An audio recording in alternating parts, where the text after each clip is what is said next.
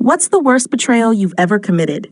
For me, it's not just the betrayal of my sister, but the betrayal of my niece, Daisy. My actions drove her to take her own life, and no matter how much I tried to make it right afterward, nothing could undo the damage. Daisy wasn't just my niece, she was family.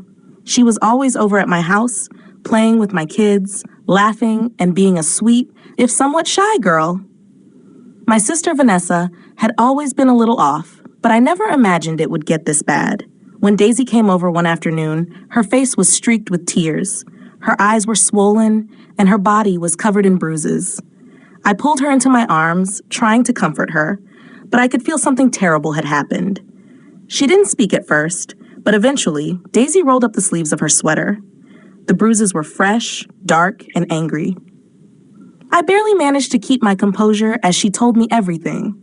Her mother had been abusing her for years. Vanessa had taken her autism diagnosis and used it as a reason to hurt her. Instead of understanding, my sister tried to fix Daisy by cruelly punishing her for the things she couldn't control. I promised Daisy she would stay with me as long as she wanted. No way was she going back to Vanessa's house. I took her shopping for noise-canceling headphones and a fidget cube, anything that might bring her some comfort in the chaos she had lived through. For the first time in weeks, Daisy smiled a little, her face still blotchy but showing a glimmer of relief. But the calm didn't last long. Daisy started acting out, not in a way that made sense to me at first. She pinched my youngest, Timmy. She threw things at my kids when they laughed too loudly. One night, I found her standing over my daughter Lily, who had a bloody nose. Daisy was breathing heavily, her face expressionless as though she didn't even realize what she had done. I tried to remain calm, but my mind was spinning. Was she a danger to my own children? As her behavior grew worse, I was torn. On the one hand, I loved Daisy and wanted to help her, but on the other, my children were scared. They were no longer comfortable in their own home. After another violent outburst, I called Vanessa. When I told her what had been happening, she laughed. Her voice on the other end of the line was cruel, dismissive. She claimed Daisy had made up the autism story for attention. She said it was all a lie. I didn't know what to believe anymore. My sister had always been manipulative, but could it be that Daisy was just acting out? The next day, I called Daisy into the living room, trying to be gentle, but I could see the fear in her eyes. "Your mom's coming to get you," I told her.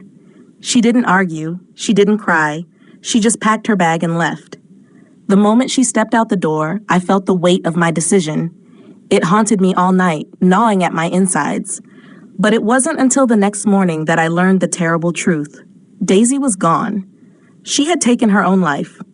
I broke down. My sister's cruelty had already driven Daisy to the brink, but I had sent her back. I wasn't sure I could ever forgive myself. But beneath the pain, I knew one thing. My sister needed to pay for what she had done. The grief was suffocating, but I couldn't rest. I had to make sure Daisy's story didn't end like this. I started digging into her past, combing through every clue. I found Daisy's diary, pages filled with the raw, painful truth of her life. Her handwriting, once innocent and playful, became jagged and dark as the years wore on. She had documented everything: her mother's abuse, the isolation, the constant cruelty she had endured. But a dead girl's diary wasn't going to be enough to bring justice. I needed more. I tracked down neighbors who might have witnessed something. I found Mrs. Patel, the woman who lived next door to Vanessa. Mrs. Patel hesitated at first, but eventually confessed that she had heard the screaming, the sound of Daisy crying in pain. She told me how Vanessa had once been seen dragging Daisy by the hair. Mrs. Patel had even called the police, but they had left quickly after Vanessa made up some story about Daisy's behavioral issues. Next, I found Elaine Winters, an older woman who lived in the same building. She told me she had seen the bruises, heard the screams, and had tried to confront Vanessa. But no one in the building wanted to get involved. The abuse was too much, and yet no one did anything to stop it. I had to keep digging. Daisy's counselor at school had also reported the abuse to CPS multiple times, but nothing had ever been done. I knew I couldn't let this go. I had enough to take to the police, but the journey was far from easy. Vanessa started threatening me. She left dead birds on my doorstep. She slashed my tires, but I couldn't back down. Mark, my husband, was becoming more worried. I was obsessed with finding justice, and it was eating me alive. But he didn't stop me. He became my partner in this fight, helping me organize the evidence and even using his own contacts to get information. But nothing prepared us for the retaliation from Vanessa. One morning, I found my house ransacked. The guest room, Daisy's room, had been destroyed. The mattress was slashed and the walls were scarred. At the center of it all was a small fire, burning pages from Daisy's diary. I rushed to put it out, but I wasn't fast enough. Most of the diary was burned, but a few pages remained intact. And then she appeared. Vanessa, holding a knife, her face wild with fury. She accused me of making her life a living hell. The confrontation was intense, but in that moment, Mark arrived home, and Vanessa panicked.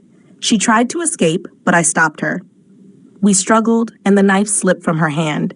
Mark called the police, and when they arrived, we had everything: her purse, the evidence, and her threats. Vanessa's trial was long and grueling. Her lawyer tried to discredit me, painting me as obsessed and jealous of my sister. But I stayed strong, telling the jury the truth: how I had sent Daisy back to her abuser, how I had failed her. In the end, the jury found Vanessa guilty on all counts, and she was sentenced to 15 years in prison. It wasn't the justice I had hoped for, but it was a start. After the trial, I created a foundation in Daisy's name to help autistic children who were being abused. It became my mission to make sure Daisy's story would help others like her. But the guilt, the regret, it still haunted me. On the first anniversary of Daisy's death, I planted a cherry tree in our backyard. Daisy had loved cherry blossoms, and as I stood there, my son Timmy asked if Daisy was happy now. I told him I hoped so, that I really hoped so. That night, I sat alone under the tree, holding Daisy's diary. I whispered, "I'm sorry I failed you." I could never undo the past, but I would do everything I could to make sure Daisy's life and her suffering wasn't forgotten.